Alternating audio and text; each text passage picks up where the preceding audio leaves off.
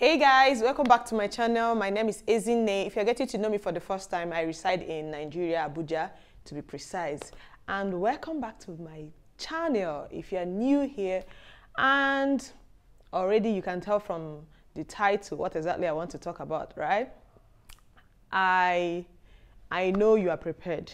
If you're not prepared, just get yourself comfortable and, so that we can just dive into the video, okay? J5 on the Weezer still.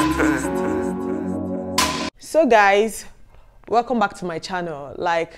I actually want to discuss or tell you guys how living with my parents, a typical let me just say a typical African home, how it was for me as not just the first child but as the only girl in my house.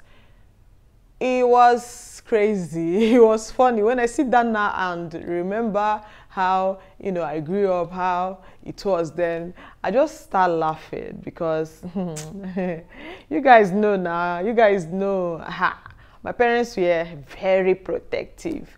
Growing up, I was the only child for like 4 years. Yes, it was on the 4th year that I got a sibling, that I had a sibling, So, some that I could remember, some my mom told me was that I actually needed, I needed a sibling.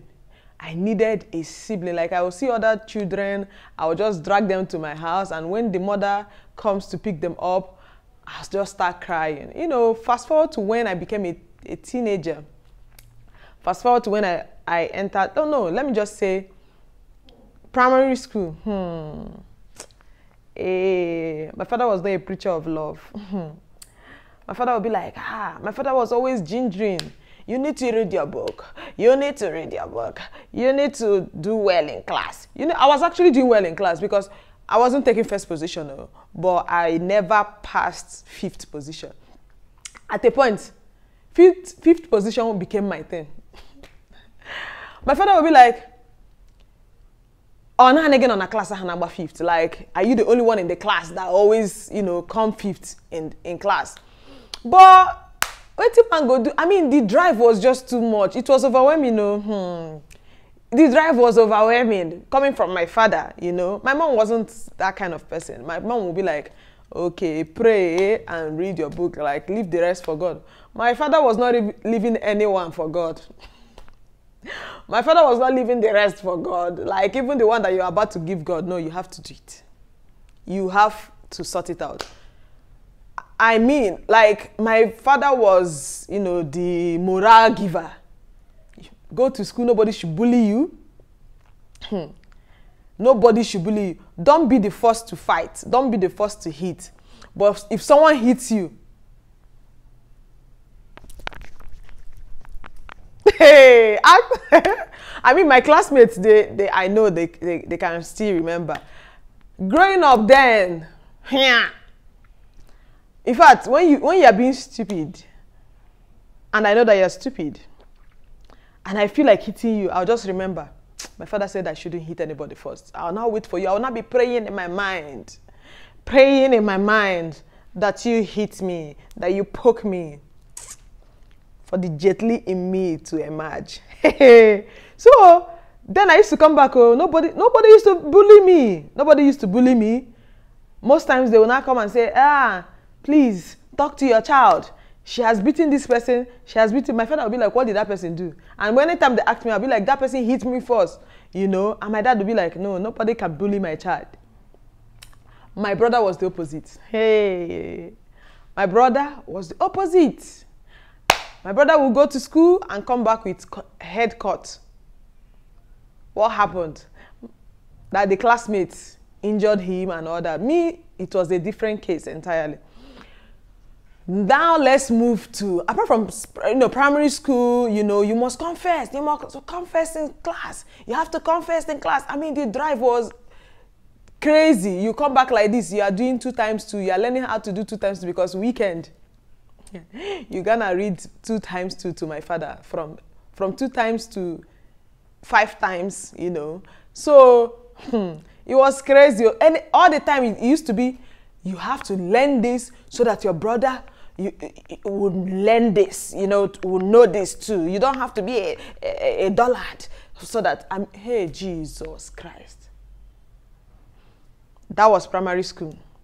We left primary school and I thought it was gonna be different.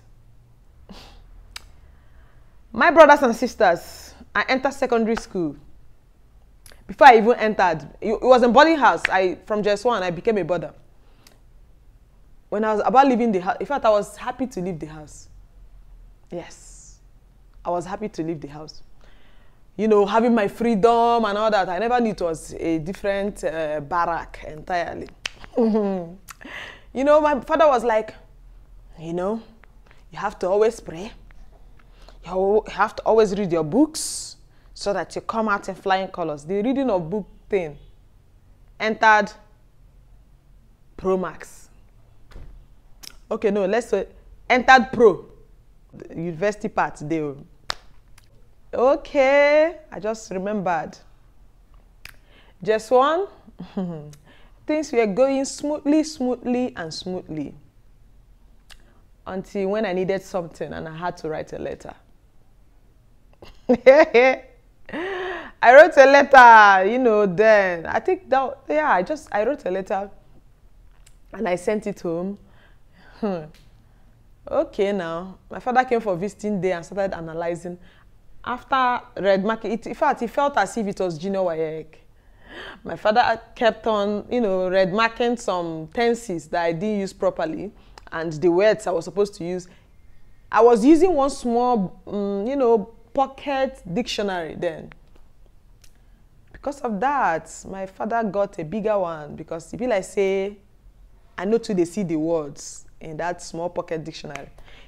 He had to come with a big dictionary. Told me that I have to be learning more words, you know, that what kind of letter is this? Whether not maybe just two first time or that what kind of letter is this? Why are my tenses like this? Why am I clinical? Is this how I'm going to write junior WAEC? Whereas others are with their parents, you know, catching up, you know, having a nice time. I'm there. They're analyzing my letters and how my day wear was looking. I mean, Jesus Christ. My dad is so meticulous. Ironing was a thing. Your haircut, you have to be smart. Don't look shabby when my dad is coming for visiting day. No. You have to look on point. Bring your A game. Bring your A game. At least that one will be checked. Then you have to raise your voice and greet people around, you know, as the good girl they are making, they are training you to be. You have to, good morning, ma, good morning, sir, you know. You have to raise your voice. Then you now come and say that good afternoon. Then you now sit down. Check. Then they will now start analyzing your letters and probably your tests and all that. Probably when school closes and you come back for the term. Jesus Christ, oh. We would now do our normal morning devotion and the morning devotion in my house used to be my mom, my dad, you know. Until I entered secondary school, they felt like, nah, my daughter is a big girl. She can pray to God. Because I used to tell them, you know, we used to do morning devotions. You know how boarding house used to be now. One fateful day like that I came out sleepy from the room and I was supposed to just, you know, when they start morning devotion in my house and my father will be praying or maybe my mom prays and I would just use the opportunity and be, you know, catching up with sleep that I'm supposed to finish up that early morning before I was woken up to come pray. The next thing I'm hearing is, Henrietta, lead us in prayer. My English name is actually Henrietta. Henrietta, lead us in prayer. I'm like, Jesus Christ. Lead us in prayer. And you know, my school, we used to start with worship songs and all that. Just, you know, watch that worthy, oh Lord, you know, with hymn book and all that. So the whole thing was embedded in me, and I had to just start up the same way I used to in school. Because we are Catholics. We are Catholics, and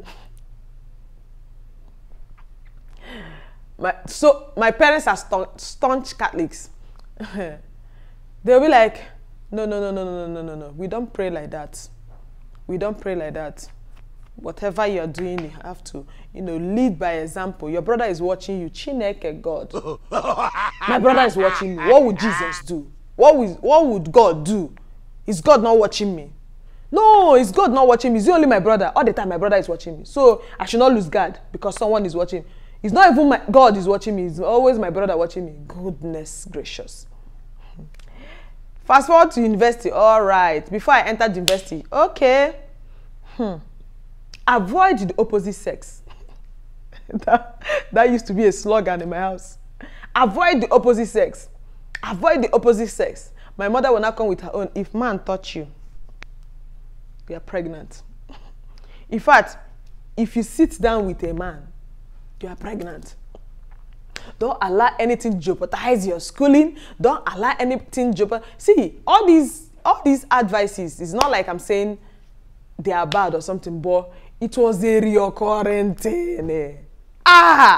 It was a reoccurring thing. I was so tired. If I want to go and write jam then, I could remember when I wanted to go write jam, I used to go with my father. I used to go with my father. I always, jam, GCE, I went with my father. Before going, they will not give me milk and malt, you know, for my brain to be agile while writing the exam. You know, so it was so overwhelming. Do you know then when I entered university, just come on sleep.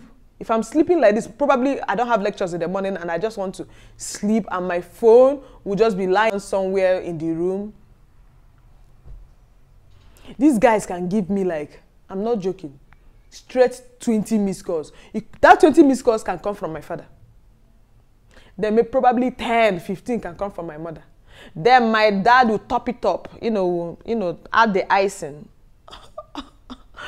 on the cake with well-stated text messages. Jesus, it was crazy. And if I'm traveling like this, as the only girl and as the first child, everybody in that bus will know that she's either maybe the last born, because, you know, they will not understand, like, how could you guys be calling a grown-ass like this? I mean, then I felt like a grown-ass like this. Where are you guys now? That I just about full through. I know people that are conversant with APSU. APSU is actually located in Uturu. You know, I went to Ebonyi State University, so you have to pass APSU before heading my side. You know, that day I just about fed that signpost. Dad, we just crossed the signpost, redeem signpost. You know. From checkpoint to checkpoint, they will keep calling you until you get home. In fact, once you get home, they'll tell you, call me once you're about entering your room. Jesus Christ. It became a routine. When I entered day 1, I stayed with my auntie. Hey. They will call me. No, you dare not miss. If you miss it, they will call my auntie. It was so overwhelming. I be dressing up too. No. They don't need to see your laps. They don't need to see your laps. My father was, you know, I don't know, maybe he was training me for one, maybe Lord Lugard. My father was training me for the president of God knows. Or was, you know, training me for the best husband in the world. And in their own way, that was, now I even find it funny. They did the best too. They did their best. They did the best. And I'm loving it now. I'm loving it. But then, It was oh no, it was basboso. Hey God, I can remember then. You don't talk like a woman. Yeah, a woman is supposed to do like this. Jesus. Ha! Then they'll be like, no, I should serve my brother food though. I should serve my brother food because I'm supposed to serve my brother. My brother is a man. My brother is a man. So who will serve me food? No, who will serve me food? I'll be like, okay, you have to be in the kitchen. You have to learn how to do this. You have to learn how to do that. You have to go and turn this. You just learn how to do all these things. Sweep. If you are sweeping, you need to, your waist needs to go down. You're not supposed to. You're not supposed to, you're just supposed to literally just go down and sweep. It's not that we're using long broom. Long broom. Oh, no. No, we had the local broom in the house. You have to bend down. Bend down low. And sweep like a lady. You have to sweep like that, like a lady. I'm like, what the hell? You're not supposed to be too angry. You're not supposed to be too angry. That, women are not supposed to be angry. Hey, it was crazy. I be going to church. My father would just be at the other wing watching you that you did not kneel down when they are saying, "Oh, sacrament most holy." For Catholics, when they start saying, "Oh, sacrament most holy," you have to kneel down on that. So me, I would just sit down and bow my head. No, you are the topic of that Sunday afternoon. Once they come back from church, I saw you. You did not kneel down when they were saying, "Oh, sacrament holy." You need to kneel down. Hey, you need to humble yourself before God. I'm not proud before God, though. I'm not proud before God. Guys, I have a whole lot to talk about, but man, probably we'll have a part 2. So guys, I hope you guys enjoyed this video. Please try and share, and on the comment section, try and share with me how it was for you as not just only the first child, also the only girl in your house if you are, and even though you are not, just share with me how it was for you while growing up in your family, so that we can just have fun on the comment section. And I love you guys. I'll get to see you guys in my next video. Please do not forget to like, share it, subscribe. Tell everybody to subscribe to my channel and watch my videos. I have better contents and more other quality contents for you guys. I love you guys so much. Bye.